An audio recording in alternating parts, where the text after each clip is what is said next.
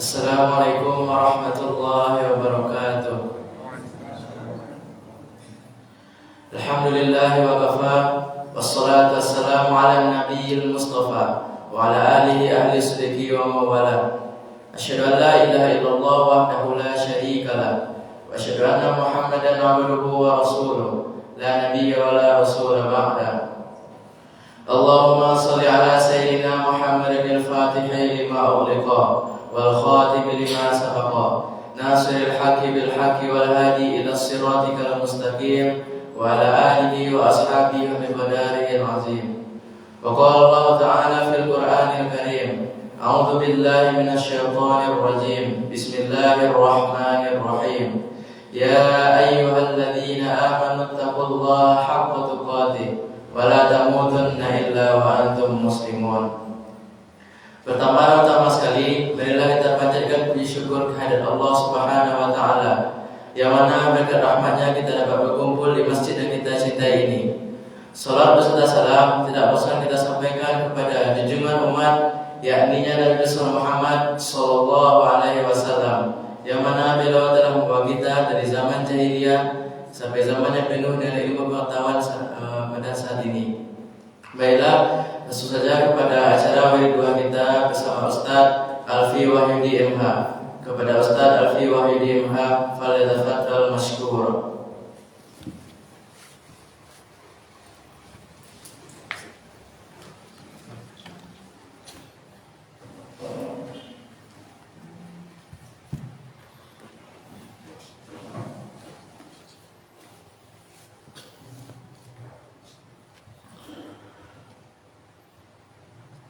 Bismillahirrahmanirrahim.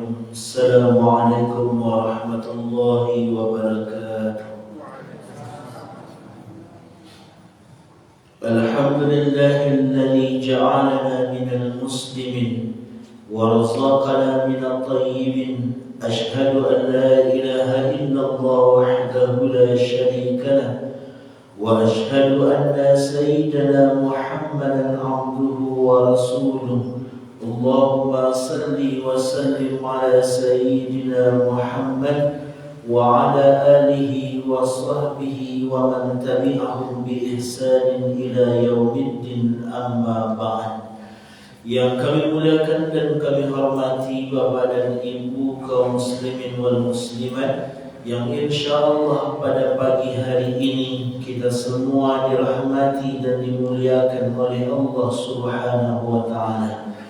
Kembali ucapan rasa syukur kita sampaikan kepada Allah dengan ucapan Alhamdulillahirabbil alamin. Pada hari ini kita masih bisa menyempatkan diri kita untuk bisa hadir dalam kegiatan rutinan kita setiap pekannya. Maka mudah-mudahan setiap bentuk ketaatan dan juga bentuk ibadah yang dilakukan, semoga Allah memberikan keistiqamahan dalam kebaikan itu. Itulah kemudian yang diajarkan oleh Allah di dalam Quran surat Ali Imran ayat ke-8. Rabbana la tuzigh qulubana ba'da idh hadaitana wa hab lana min ladunka rahmah innaka antal wahhab. Itu pula kemudian yang diajarkan oleh Nabi di dalam hadisnya, Allahumma musarrifal qulub sarrif qulubana ala ta'atika. Wahai Allah yang mengarahkan hati kami, maka arahkan hati kami di atas ketaatan kepadamu. Maka mudah-mudahan dengan harapan dan doa kita, semoga di bulan ini Allah istiqamahkan kita dalam ketaatan kepadanya. Kemudian salawat dan salam tak lupa-lupanya kita kirimkan kepada baginda Nabi sallallahu alaihi wasallam. Allahumma salli ala sayyidina Muhammad wa ala ali sayyidina Muhammad. Bapak dan Ibu yang dirahmati oleh Allah Subhanahu wa taala, pada pagi ini kita akan mengambil satu buah hadis Nabi sallallahu alaihi wasallam yang berkaitan dengan bulan suci Ramadan. Di dalam sebuah hadis Nabi mengatakan, Ramadanu syahrullah wa fadluhu ala sa'iri syuhur, kata beliau.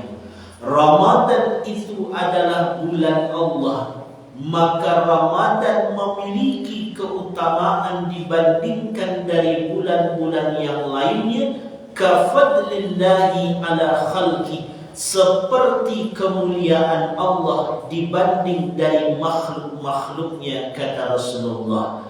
Artinya hadis ini menggambarkan sebuah perbandingan. Berapakah bandingan antara bulan Ramadan dengan bulan-bulan lainnya? Diumpamakan antara Allah dengan makhluk, seperti itu pula antara Ramadan dengan bulan-bulan lainnya. Artinya dalam sebuah hadis ini ingin menggambarkan sebuah isyarat bahwa bulan yang sedang kita dapati pada hari ini, bulan yang sejak dahulu di bulan Rajab kita sudah berdoa, Allahumma barik lana fi Rajab wa Sya'ban wa ballighna Ramadan. 2 bulan lalu kita sudah berdoa, berkahi kami di bulan Rajab dan Sya'ban, sampaikan kami ke bulan Ramadan. Maka doa itu sedang diijabah dan dikabulkan Allah pada hari ini. Karena doa itu kita panjatkan, doa itu kita minta, dan Nabi menyebut bulan ini pun memiliki keutamaan dan kemuliaan dibanding bulan lainnya, maka sudah sepantasnya bagi setiap kita memanfaatkan bulan ini dengan sebaik-baiknya. Karena di dalam hadis yang lain disebutkan oleh Rasul, wa qad dana syahru Ramadan, telah tiba bulan Ramadan, kata Rasulullah. Lau ya'lamul ibadu ma fi Ramadan, andailah setiap manusia mengetahui apa yang ada di dalam bulan Ramadan itu, andai mereka mengetahui keutamaan, kemuliaan yang terdapat dalam bulan ke-9 itu, la tamannat ummati ayyakuna salah, maka sungguh mereka akan meminta kalau bisa dalam setahun tu Ramadan sensadolahnya, ya Allah, mode tu banalah keutamaan tentang bulan Ramadan itu sendiri. Karena bulan ini bulan yang mulia, bulan ini bulan yang sangat-sangat penting, maka disampaikan oleh Allah di dalam Al-Quran di ujung ayat Al-Baqarah 183, la'allakum tattaqun. Saking pentingnya akan ibadah ini, maka ujungnya akan didapati takwa, kata Allah. Tapi takwa yang di akhir itu, Bapak dan Ibu, tidak akan didapat bagi setiap mereka yang bertemu dengan Ramadan, tidak. Karena kalimatnya pakai la'alla. Apa itu la'alla? Harfun taraji. Maknanya barukah didapatkan takwa itu kalau ada kesungguh-sungguhan semenjak dari awal Ramadannya. Tapi kalau seandainya tidak bersungguh-sungguh, maka jangan diharap takwa itu akan didapatkan. Lalu anan harus kita lakukan. Nabi lah mewanti-wanti dan mengingatkan. Apa kata Rasul sallallahu alaihi wasallam di dalam sebuah hadisnya? Kata Nabi mengatakan, kam min shaimin, berapa banyak orang-orang yang berpuasa, kata Rasulullah, tetapi dari puasanya laisa lahu min siyami, tak dapat apa-apa dibanding dari puasanya. Kenapa ya Rasulullah? Apa yang ia dapatkan? Tidak dapat apa-apa kecuali cuma 2, rasa lapar dan rasa hausnya saja. Bulannya bulan mulia, tapi Nabi sudah mengingatkan, hati-hati, kata Rasulullah, jangan sampai Ramadan yang didapati cuma menghabiskan waktu 1 bulan yang didapat rasa haus dan lapar. Apa maksudnya? Maka kata musannif dalam Taqriratus Sadidah menjelaskan hadis Nabi itu, ketika seseorang dikatakan hanya mendapatkan rasa haus dan lapar itu ketika 2 hal terjadi dalam dirinya. Dan pertama dikenal dengan muhbitat, yang kedua dikenal dengan muftirat namanya. Apa itu muhbitat? Orang berpuasa tapi pahala puasanya dianggap batal oleh Allah. Dia puasa tapi pahalanya batal. Ada pula yang kedua disebut dengan muftirat. Apa itu muftirat? Orang yang berpuasa tapi memang puasanya tu benar dan batal. Jadi kalau dua ini terjadi, baik itu pahalanya yang batal atau puasanya yang batal, itulah yang tergolong ke hadis Nabi, mereka puasa sebatas menahan haus dan lapar saja. Apakah yang dapat menjauhkan atau membuat pahala ibadah puasa itu menjadi batal? Disebutlah oleh musannif dalam kitab tadi, ada beberapa hal kata beliau. Yang pertama, ghibah. Jadi kalaulah ghibah siang-siang Ramadan tu apa dirimu? Ajan diharapnya pahalanya ada lagi. Itu nan termasuk ke hadis Nabi, orang ghibah dapatnya cuma haus dan lapar. Makanya ulama menyebutkan saat masuk bulan Ramadan itu kurang-kurangi berbicara. Bukan Ramadan saja sebenarnya, kok dapat semua hidup tu jangan banyak berbicara. Kenapa dikurang-kurangi berbicara? Karena semakin orang berbicara, lama-kelamaan pasti jatuhnya ke ghibah. Lama-kelamaan pasti jatuhnya ke fitnah. Itu kata ulama. Berbicara, lama-kelamaan ghibah, lama-kelamaan jadi fitnah. Cuba tes nanti. Kita pergi ke pasar pembukuan jam 4 sore siap salat asar. Pas di pasar pembukuan tu bertamulah dengan kawan. Kiranya kawan tu menggalih pembukuan. Tu mengecek kawan. Satu lo menggalih pembukuan ya. Ia dah saja bila buka. Dah saja hari pertama puasa buka. Lai rami saja. Alhamdulillah. Akan masih normal kecil itu. Kata ulama, jangan banyak mengecek. Cukup sampai sini.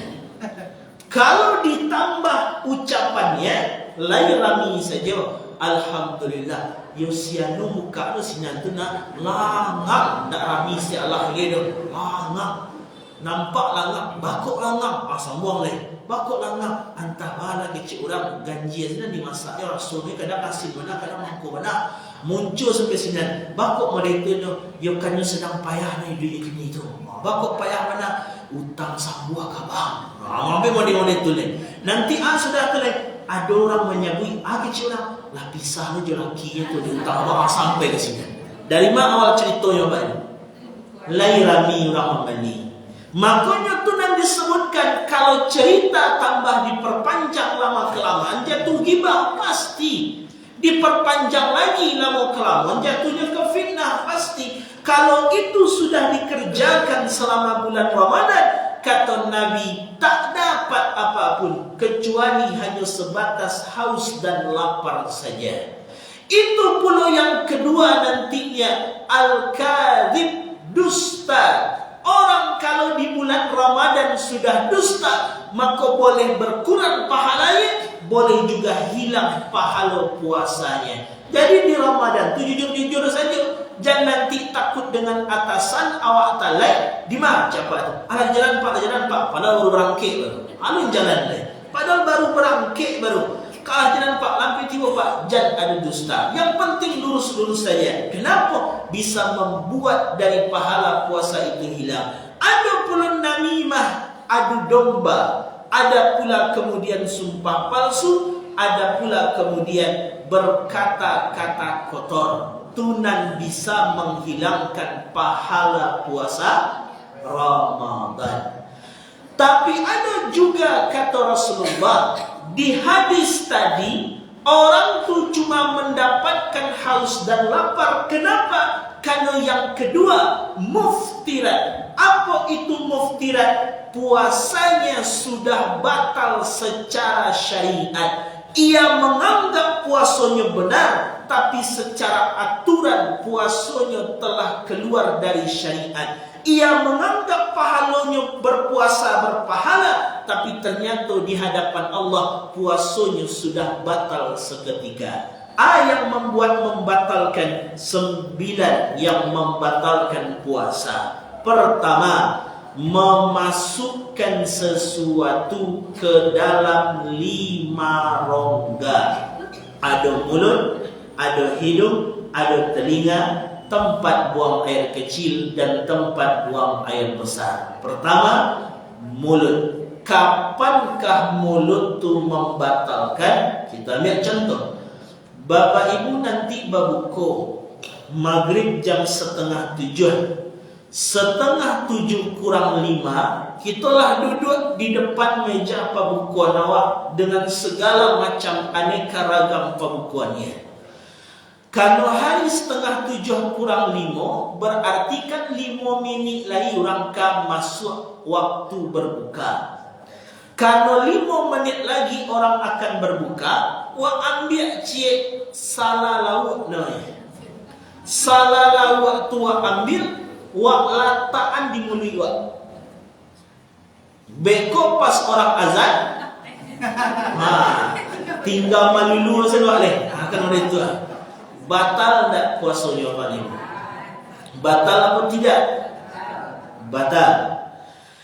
Maka konsep di rongga jauf di mulut ini, kapankahnya baru membatalkan? Ketika barang tu atau sesuatu tadi ditelan, tu kuncinya. Sepanjang tidak ditelan dan tidak tertelan, pasti letaknya lagi di mulut saja, tidak batal. Tapi karajo mode tadi itu makruh hukumnya. Jadi kerajaan pula walaupun tidak batal. Tapi kan kau ingin mengerajukan, dia awak tak kaja tu, dia taan atau berontak kemari, taan onde-onde kemari, tak solah kemari. Kau tinggal dulu semuanya. Kan hemat waktu buka jadinya. Tapi jadi kerajukan. Karena barang kau barang makruh. Jadi kunci di jauf rongga mulut itu baru membatalkan kapan? Ketika ditelan. Jadi kuncinya ditelan. Bagaimanakah dengan ludah? Menelan ludah batal tak puasa kita apa ini? Tak. Ambil contoh. Jam 10 jam sabaleh sedang gabut. Sedang gabut tu tak tahu mana-mana duduk, tiba-tiba sedang duduk tu kumpul-kumpulkan ludah. Mana jadi ludah awaknya? Pak kumpul-kumpul kan. Setelah terkumpul banyak, kita telan. Batal tak apa itu? Batal. Jadi syaratnya balik. Ludah tu tidak membatalkan selagi 3 syarat tidak terlanggar. Syaratnya pertama, ludahmu sendiri. Itu syarat pertama. Ini ludah awak suram, nak ludah orang, tak batal. Ia makasih ludah orang tu bukan berarti minta sagalih nak itu. Maksudnya dalam bab munakahat suami istri, itu maksudnya. Jadi bukan dalam hal itu. Yang kedua, ludahnya masih ori, tidak ada campuran apapun, masih asli. Dan yang ketiga, masih berada di dalam mulut awak suram. 3 itu syaratnya. Kalau syaratnya terpenuhi, ludahnya ludah sendiri, kemudian masih ori dan masih berada dalam mulut, ditelan pun tidak membatalkan. Jadi kasus tadi dikumpul-kumpulkan banalah dalam mulut itu, sepanjang lai ludah awak sulam, lai di dalam mulut dan masih asli, telanlah tidak membatalkan. Jadi kalaulah keduanya, baru batal jadinya. Itu soal ludah. Jadi supaya tidak ada ragu-ragunya lagi. Kemudian bagaimanakah dengan kumur-kumur? Misal, selesai kajian kini, bapak ibu ke salat duha, bauluak ke belakang. Saat kita bauluak tu, kita kumur-kumur. Sedang kumur-kumur, kawan tiba belakang. talulu ianya. Batal nak puasanya Pak Ibu? Talulu. Tak. Batal atau tidak? Tidak. Jam sabaleh siang, tadi kan siap ngaji ke jam 9-an. Jam sabaleh siang awak kumur-kumur balik. Tapi kumur-kumurnya bukan karena bau luak, cuma sekedar ingin kumur-kumur saja. Saat kita sedang ingin berkumur-kumur saja, tiba kawan dikaji balik, talulu lo balik. Batal pun tak apa? Batal. Talulu. Batal atau tidak? Dua kasus ini berbeda. Yang satu kasus atau kasus pertama, saat kita berwudu ke salat duha, sedang kumur-kumur dikajikan tertelan, tidak membatalkan. Kenapa? Karena pertama tak sengaja, kedua kumur-kumurnya dalam rangka ibadah. Sementara jam 11 itu walaupun tertelan, walaupun tak sengaja, tapi batal puasanya. Kenapa puasanya batal? Kumur-kumurnya bukan dalam rangka ibadah. Karena awak nak mengatakan, mengapa mau kumur, andai nak kumur itu tak batal? Itu jadi masalahnya. Itu soal mulut. Lalu masuk rongga kedua, ada hidung. Kapankah baru dikatakan membatalkan? Ketika masuknya air sesuatu sampai ke batang hidung. Itu batasannya. Jadi saat kita nanti berwuduk, kan ada sunnahnya memasukkan air ke hidung. Maka tidak usah dihirup. Kalau dihirup, masuk ke teh, kalau terasa padi ada teh baru, jangan sampai ke situ. Cukup di situ saja. Kalau kita hirup sampainya ke atas, maka batal puasanya. Itu batasannya. Jadi tidak boleh air sesuatu masuk sampai ke dalam batang hidung. Lalu bagaimanakah dengan bau atau aroma? Misal kita sedang pagi-pagi, pas kita pagi-pagi itu flu, saat flu itu hidung tersumbat, kita ambillah fresh care, kita ambillah minyak angin, dihirup-hirup baunya. Lapang hidung tu dibuatnya. Batal atau tidak persoalan itu? Batal atau tidak? Tidak. Kan masuk ke hidung itu. Gara-gara aromanya lapang hidung dibuatnya. Batal atau tidak? Batal. Sederhananya mereka caranya. Secara akalnya, kalaulah aroma itu batal, kalaulah bau fresh care minyak angin itu batal, berarti nanti sore ibu-ibu kami kalau masak harus tidur. Kalaunya batal, maka itu kata Syekh Abdurrahman Baghlawi dalam kitab Bughyatul Murtasyidin. Apa kata beliau? La yadurru wusulur rih bisyami wa kadza minal fammi karaihatil bukhur. Tidaklah memberi mudarat dan membatalkan puasa aroma bau yang dihirup oleh hidung, sama seperti menghirup daripada bau bukhur, kecil beliau. Tahu apa ibu bukhur? Tahu apa ibu bukhur? Bukhur itu yang biasa di Arab tuh.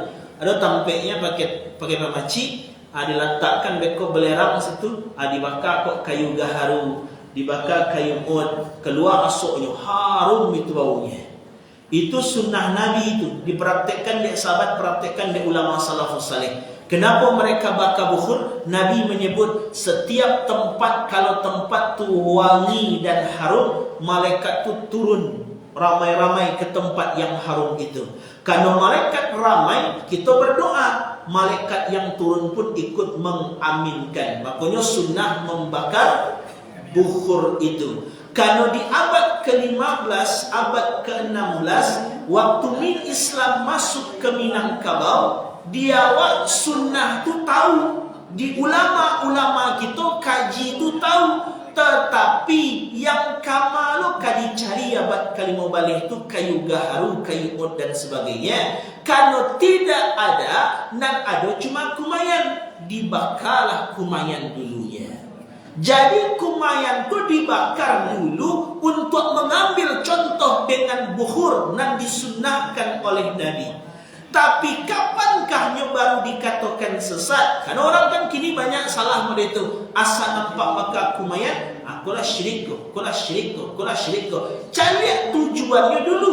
Kalau tujuan kumayan itu cuma sekedar untuk wewangian, seperti membakar bukhur yang disunnahkan oleh Nabi, tidak masalah. Tapi kalau orang memahami, kok dibakar kumayan Pak? Yo wak bakar kumayan bekuasuk ni mantan doa awak kata. Itu yang besasik itu.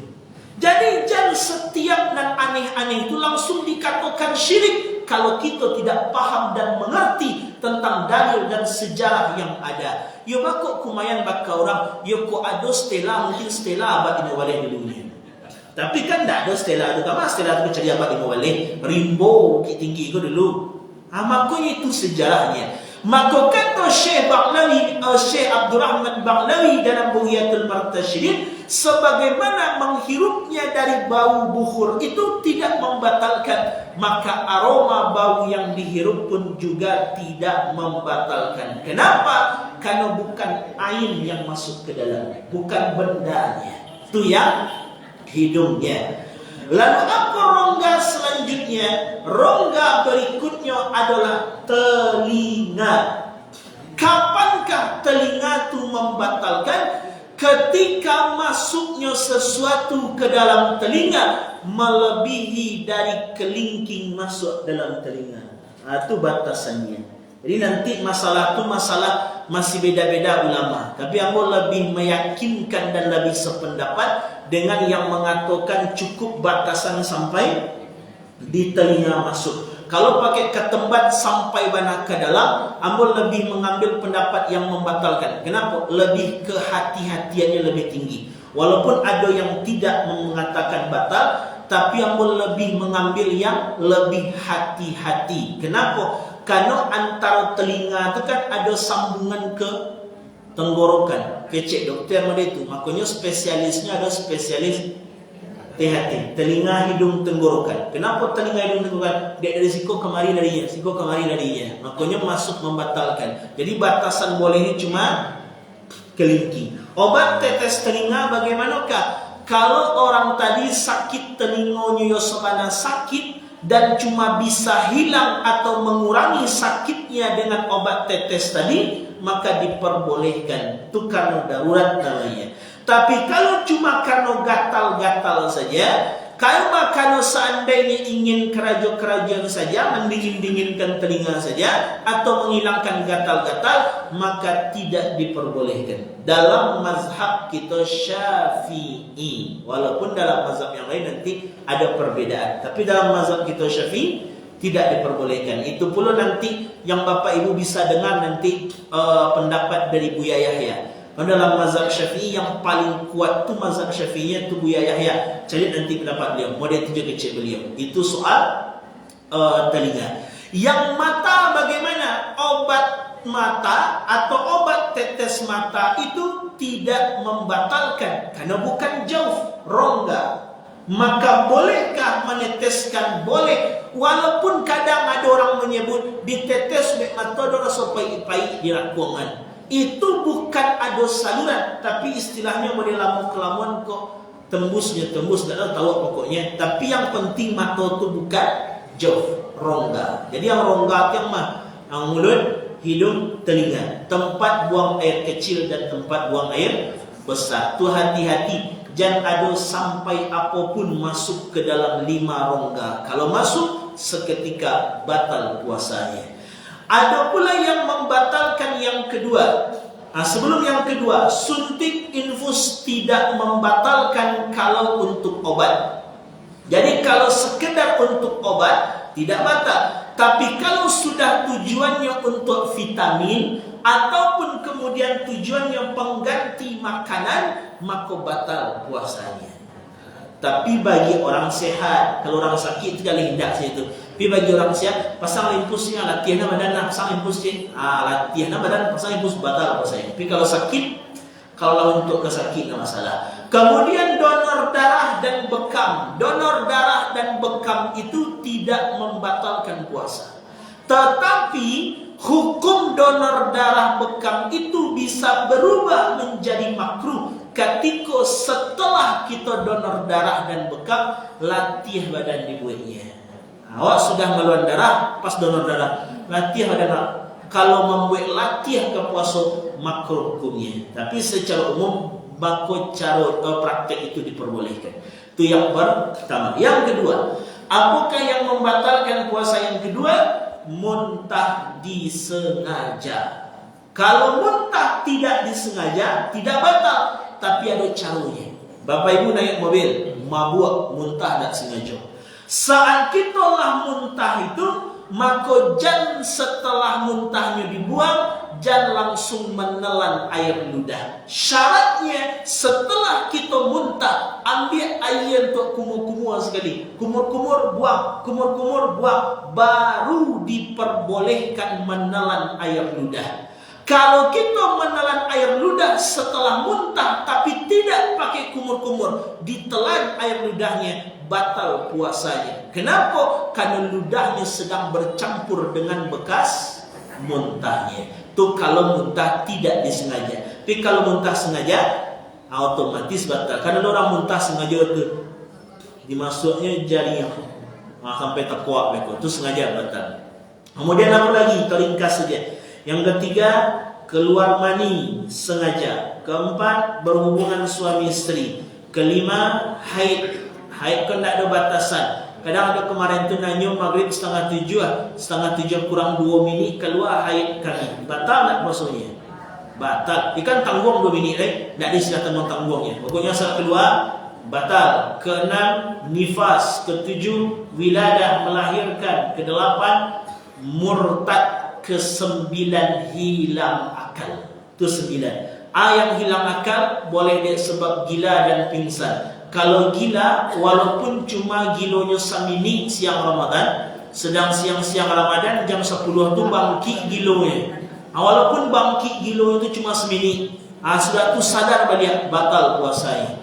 Kalau yang kedua hilang akal tu disebabkan pingsan. Kapankah pingsan tu membuat puasa batal?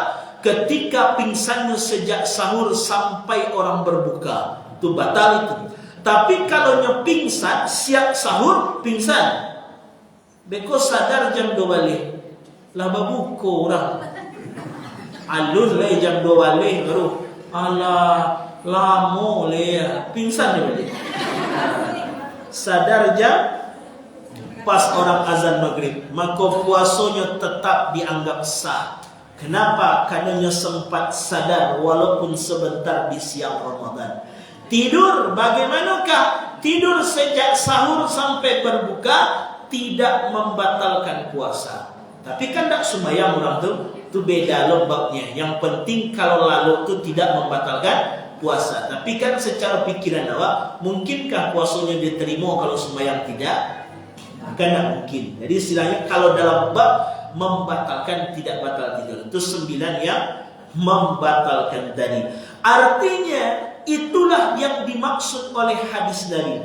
Ketika yang membatalkan pahalanya kita jauhi, yang membatalkan puasanya jika kita jauhi, maka kita terbebas dari satu hadis Nabi tadi dan mengatakan berapa banyak orang puasa tapi hanya sekedar menahan haus dan lapar saja. Artinya itulah yang harus dijauh-jauhi selama bulan Ramadan ini. Yang merusak pahalanya dijauhi, yang merusak dari kemudian puasanya pun juga dijauhi. Ketikalah dijauhi, lah baikkah ibadah kita? Ibadahnya secara syariat sudah, tapi takwanya belum tentu didapatkan. Kenapa takwanya belum tentu? Kalau ibadah puasanya sudah benar, baru didapat takwa itu dengan ibadah-ibadah tambahan. Kalau puasa kan wajib. Wajib itu biasa itu. Dikerajokan hebat kah? Tidak hebat, karenanya wajib. Tapi kapan orang baru dikatakan wajib, dikatakan hebat? Ketikanya mampu menambah dengan ibadah-ibadah sunnahnya. Apa ibadah sunatnya nan malam disebut dengan ibadah salat sunat tarawih. Kau bapa dan ibu, kau mohon maaf. Amo tak tahu risiko dan tak tahu di tempat bapa ibu masing-masing. Tapi amo cuma ingin menyampaikan amanah keilmuan yang kami dapatkan. Karena awak kau mengaji, ambo mengaji, ambo mengaji dengan gurunya pakai referensi, kita ngaji pakai kitab. Kemudian dapatlah kajinya. Dek kaji itu kami dapatkan, maka kami punya kewajiban untuk menyampaikan. Diikuti atau tidak nanti, yang penting hutang kami menyampaikan sudah selesai. Soal kemudian salat tarawih itu, karena ini bulan-bulan yang mulia, bulan turunnya rahmat, turunnya ampunan, turunnya semua kebaikan dari Allah, maka jangan dikurang-kurangi ibadahnya. Tarawih misalkan, barakah yang paling afdal. Buka di kitab Majmu' Imam Nawawi, jilid yang ketiga. Kitabnya ada 23 jilid yang ambo punya. Ke 23 jilid cetakan Maktabah Taufikiyah, 23 jilid, sepanjang meja kitabnya, 23 jilid. Buka jilid yang ketiga. Kalau bapak ibu ingin beli, bisa dibeli 23 jilid. Yang paling rancak cetakan Maktabah Taufikiyah, harganya ke 23 jilidnya 3,5 juta. Itu jilid yang ketiga, halaman sekitar 500-an, ambo lupa. Pokoknya dia jilid ketiga, halaman sekitar halaman ke 500-an. Di situ Imam Nawawi. Siapakah Imam Nawawi? Kau supaya bapak ibu kenal dulu, nanti kira-kira hebat tak orang. Imam Nawawi itu ulama dalam mazhab Syafi'i. Kalau para ulama dalam mazhab Syafi'i bertentangan dengan pendapat Imam Nawawi, maka lebih didahulukan pendapatnya Imam Nawawi dibanding ulama dan lainnya. Model itu kehebatan Imam Nawawi. Beliau usianya sampai meninggal cuma 40 tahun dan tidak menikah sampai umur 40 tahun. Kenapa tidak menikah? Bukan tak mau menikah, tapi tak sempat menikah gara-gara sibuk mencari ilmu. Makanya kitab yang beliau karang banyak. Ada At-Tibyan fi Adab Hamalatil Quran, adab-adab terkait dengan berinteraksi dengan Quran. Itu rancaknya Bapak Ibu pelajari selama Ramadan itu. Karena di Ramadan nanti kita kan banyak interaksi dengan Quran. Pelajari kitab adab-adab interaksi dengan Quran Imam Nawawi. Ada yang beliau tulis di bidang hadis, ada Arba'in An-Nawawiyah, kumpulan hadis yang ditulis oleh Imam Nawawi. Banyak lagi, termasuk kitab tadi Majmu'nya Imam Nawawi 23 jilid, tapi nan 23 jilid itu belum selesai beliau tulis, beliau meninggal dunia. Jadilah 23 jilid banyaknya, hendaknya selesailah dia meninggal dunia. Dan beliau pernah sekitar 10 tahunan, ada yang menyebut sampai 15 tahunan, itu tidurnya tidak pernah berbaring di kasur. Tidur beliau sambil duduk mereka, tulis kitab, ngantuk lalu saya di sini. Beko jago baca kitab tulis. Model itu kehebatannya. Kan hebat Bapak Ibu? Hebat atau tidak? Ada tidak orang model itu gini? Ragu kalau orang model itu gini. Dan beliau Imam Nawawi menyebut di halaman 500-an itu, berapakah bilangan salat tarawih yang paling afdal? Menyebutlah beliau sebutkan 4 mazhab di situ. Dari mazhab Hanafi, mazhab Maliki, Syafi'i, Hambali, sepakat 4 mazhab bahwa yang paling afdal 20 rakaat. Jadi yang paling afdal itu sebanyak 20 rakaat. Itu kan ulama 4 mazhab. Iya, dari mana beliau dapatkan? Pasti dari sebelum-sebelumnya. Umar bin Khattab mengerjakan 20 rakaat. Tapi Nabi kan 8 ya. Dari mana tahu Nabi 8? Hadisnya, kita tunjukkan hadisnya nanti apa penjelasannya. Umar bin Khattab mengerjakan 20. Siapakah yang lebih kenal dengan Rasulullah? Awak yang paling kenal dengan Nabi atau Umar bin Khattab? Umar bin Khattab mengerjakan itu setelah Nabi meninggal dunia. Dan Aisyah selaku istri Nabi dan mengatakan Nabi salat malam sabalih rakaat, tidak menambah dalam Ramadan dan di luar Ramadan sabalih rakaat. Kata Aisyah, melihat Umar mengerjakan 20, Aisyah tidak berkomentar sedikit pun.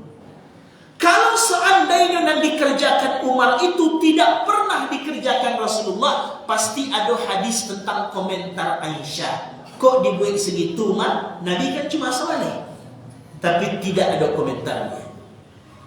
Artinya model itu Bapak dan Ibu, yang 8 itu 8 tambah 3 witir boleh, tidak masalah. Yang 20 apa yang rancak?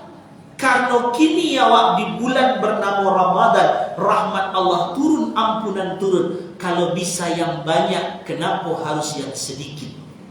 Bagi contoh, ambo letakkan uang 2 juta di atas meja, nan sabalah 800.000. Cik 2 juta, cik 800.000. Mana kalau Bapak Ibu ambil? Jujur-jujur saja, mana kita ambil? 800 lah. Baca ayat setelah pihak Protes. 800 juta bayu. 800 lah banyak. Banyak yang 800. Tuh. Banyak 800 sakit.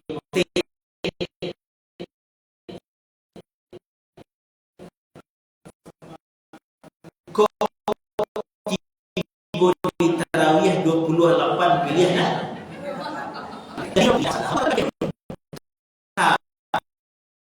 Tapi rugi awak nanti. Kenapa mau katakan rugi? Berapa hari? 365 hari biasanya.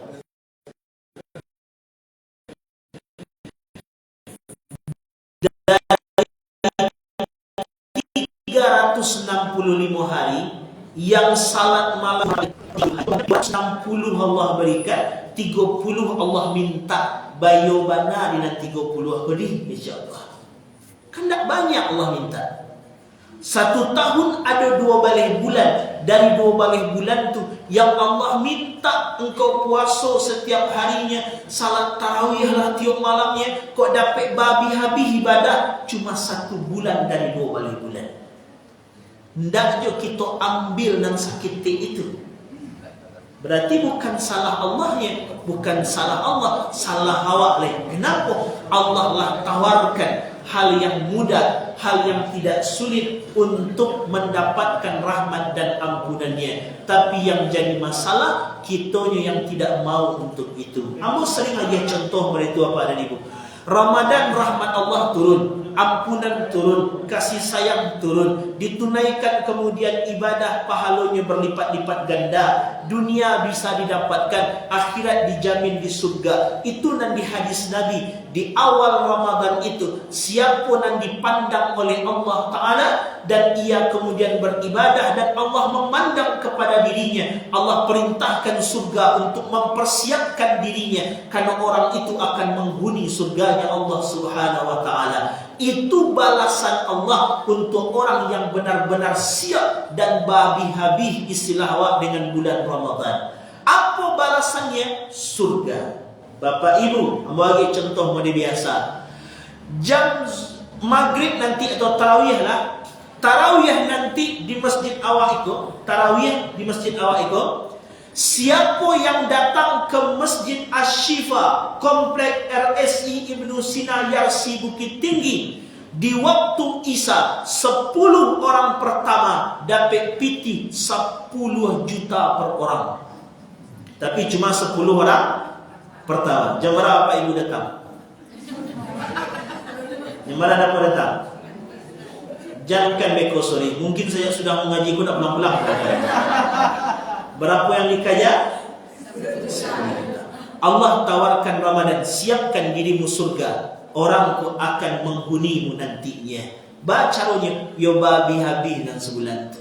Tawaran manusia 10 juta kita kejar, tapi tawaran Allah surga seolah-olah kita tidak peduli dan tidak mau. Buktinya apa? Kita ibadah cuma memilih mana kesenangan kita saja. Makanya amo minta babi habis. Amo mau ditiup baru.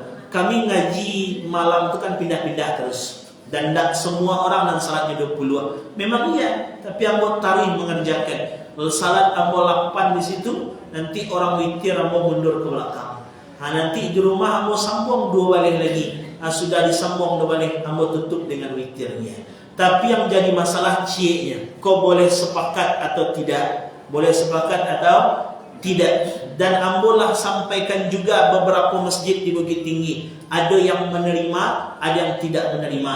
Ambo pun tidak tahu, diterima alhamdulillah, tidak diterima pun hutang kami menyampaikan juga selesai.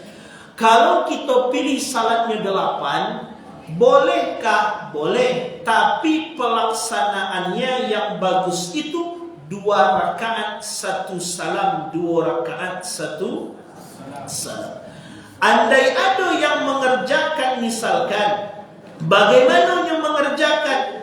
Ditunaikannya lah 4 rakaat 1 salam, 4 rakaat 1 salam. Apa hukumnya? Kita ambil ke kitab Imam Nawawi, buka juga kitab I'anatul Talibin jilid 1 pembahasan salat sunat, atau yang kontemporer Fiqh ala madha'ibil arba'ah, fikih 4 mazhab. Kalau salat tarawih itu dikerjakan 4 rakaat 1 salam, kau yang di kitab Majmu' Imam Nawawi, falau salla 4 rakaatin bitaslimatin, maka jikalau seseorang salat 4 rakaat 1 salam, lam yasi, tidak sah dalam mazhab Syafi'i. Jadi kalau 4 rakaat 1 salam tidak sah di mazhab Syafi'i. Di I'anatul Talibin juga begitu. Wajiblah setiap 2 rakaat 1 salam. Kitab I'anatul mazhab Syafi'i. Kan mazhab lain ada. Buka kitab Fiqh ala madha'ibil arba'ah, fikih 4 mazhab. Di dalam fikih 4 mazhab diterangkan 4 mazhab, 4 rakaat 1 salam. Kata mazhab Syafi'i batal, tidak sah. Kata mazhab Abu Hanifah 4 rakaat itu cuma terhitung 2. Kata mazhab Maliki dan Hambali makruh hukumnya. Kini ambo dibantah oleh orang waktu itu. Hadis Aisyah kan lain. Aisyah mengecekkan yazidu fi Ramadan wala fi ghairihi. Nabi itu tidak menambah di Ramadan dan di luar Ramadan kecuali sabalih rakaat arba'an ampe rakaat. Hadis Aisyah. Yukah hadisnya? Hadisnya betul, tidak salah. Tapi apa yang jadi salah? Pemahaman kita terhadap hadis. Wa ambil contoh, yazidu fi Ramadan wala fi ghairi. Nabi tidak menambah di Ramadan dan di luar Ramadan sambayang sabalih rakaat. Ini ambil contoh Ramadan, luar Ramadan. Kalau hadis itu dijadikan dalil salat tarawih, adakah tarawih di luar Ramadan, Bapak Ibu? Tidak. Berarti hadis itu bukan dalil salat tarawih. Tapi Imam Ghazali menyebut itu hadis dalil tentang salat witir. Adapun yang mengatakan itu dalil salat tarawih, kata mereka harus digabungkan dengan satu hadis Nabi lagi. Salatul lail masna, sembahyang malam itu 2 rakaat kecil Nabi. Itu hadis Nabi. Kalau 2 hadis itu bertemu, cik hadis Aisyah mengatakan arba'an, cik hadis Nabi mengatakan sembahyang malam itu 2 rakaat, harus digabungkan keduanya. Dapat kesimpulan bahawa menurut Aisyah tadi, Nabi itu 4 rakaat bukan langsung 1 salam, tapi beliau siap 2 salam, Assalamualaikum, langsung tagak. Because siap 2 salam lagi, baru beliau duduk santai. Itu nak tarawih. Jadi mohon maaf, kama pun dicari dalilnya, tidak kada pejo dan mengatakan boleh. Andailah kau ada yang mengatakan boleh, boleh caranya. Kami boleh, Ustaz Adi Hidayat boleh. Memang kecek beliau di YouTube-nya boleh. Tapi cadek kecek Ustaz Somad batal. Cadek kecek Buya Yahya batal. Mana ambo ikuti? Ambo lebih ikut Ustaz Abu Somad. Kenapa? Basic pendidikan beliau di bidang hadis. Maka beliau lebih mengerti tentang hadis. Bukan ambo mengecekkan Ustaz lain tak faham, tapi lebih condong ke itu. Bapak Ibu ingin condong ke pendapat yang mengatakan boleh, silakan. Tapi beribadah mereka Pak Ibu. Terakhir, apa ibadahnya? Mana lebih rancak? Ko bulannya bulan Ramadan, ampunan turun, rahmat turun, segala macam turun. Dan ampe rakaat satu salam itu masih terjadi perbedaan ulama. Dan cik mengatakan tak boleh, dan cik mengatakan boleh. Sementara nan 2 rakaat satu salam, 2 rakaat satu salam, tak ada beda ulama sebenarnya. Sepakat dengan cik boleh. Mana kalian ambil rancak? Ibadah nan disepakati ulama atau ibadah nan masih diperdebatkan oleh ulama? Cak nan disepakati. Lebih aman awak. Ada orang karih matang cik kamu. Waktu tu amu tanyakan, amu waktu tu apa ibu? Baru kajian Ramadan tahun lepas. Amu siap salat Isya. Siap mau salat Isya, mau bayar doa sama. Siap doa sama di matiannya di pengurus miknya di satu masjid. Jadi amu tanyakan siap tu, kau apa matikan? Tak boleh doa sama kalau cik. Kebetulan sembayangnya di masjid itu 80 sampai rakaat satu salam belum tarawihnya. Oh tak boleh dah pak. Tak boleh doa sama pak. Di Makkah mah ada orang doa sama. Kunui ke mah boleh. Kunui di Makkah mah ada orang kunui subuh cik. Oh jadi patokan awak ke Makkah pak. Ya. Apa baras yang tanya siko? Bapak bandak Makkah apa contoh 20 rakaat saja setiap malam orang sedang cik. Jadi nampak-nampaknya awak ku beribadah memilih mana ketujuh di awak sebenarnya.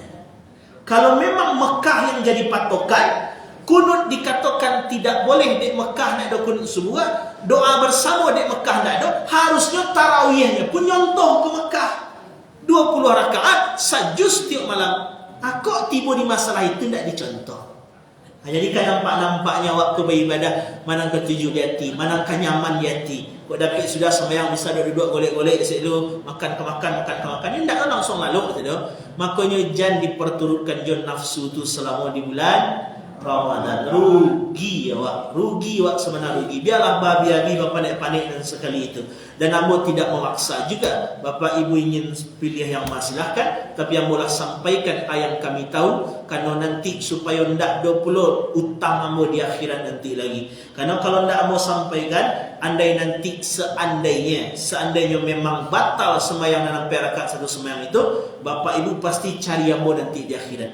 Oh Alfi, patang pada kali ngaji di RC banyak kecian, selesai ibadah kami. Sebanyak bapak ibu nang kamu ganti di akhirat, bacaronya. Makanya mau tugas menyampaikan saja.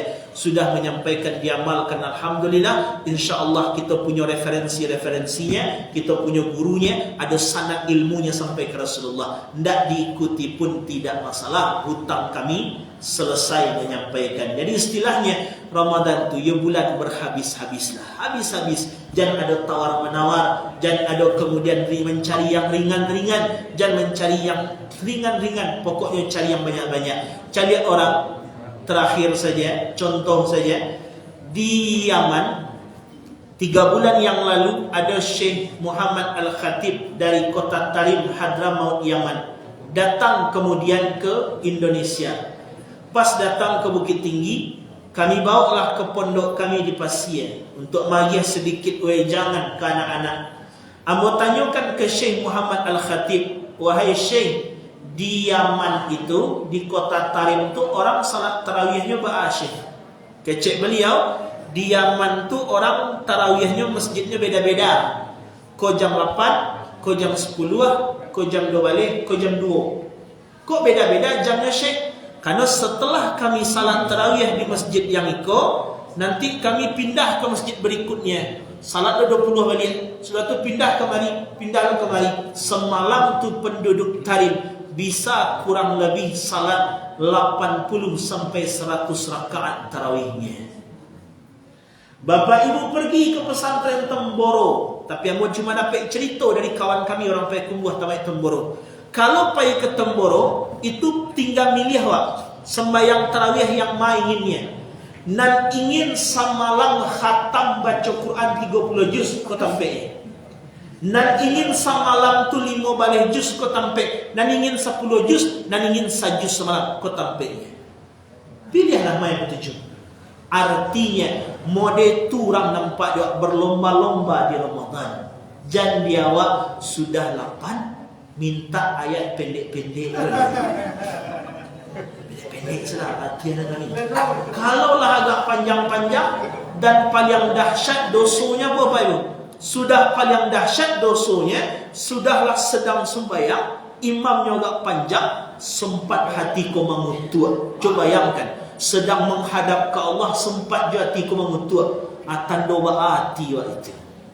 Makanya itu yang kena diperbaiki, karena masih di awal-awal bulan Ramadan. Jadi jangan sampai puasa kita seperti yang disebut oleh Nabi, hanya sekedar menahan haus dan lapar saja. Tapi benar-benar insya-Allah puasa tahun ini benar-benar akan memperoleh takwa yang dijanjikan. Bahkan Nabi juga menjanjikan, apa kata Nabi? Walaupun kalian bukan keluarga-keluargaku, bukan keturunanku, bukan zuriatku, tapi kalian bisa menjadi keluargaku nanti dalam surga, kata Rasulullah. Siapakah mereka yang jadi keluargamu di surga ya Nabi? Kullu taqi, kata Nabi dalam hadisnya, setiap orang yang bertakwa adalah keluargaku nanti di akhirat, kata Rasulullah. Mudah-mudahan takwa itu kita dapat, dan mudah-mudahan inilah Ramadan terbaik dalam kehidupan kita insya-Allah. Di dalam menjelang Ramadan baru kini pula kita bertemu. Amba pribadi pun menyampaikan mohon maaf lahir dan batin kok sepanjang kami kemari ada ucapan perbuatan tidak pada tempatnya, ataupun bertemu dengan bapak ibu semua di luar kadang hendak tasapo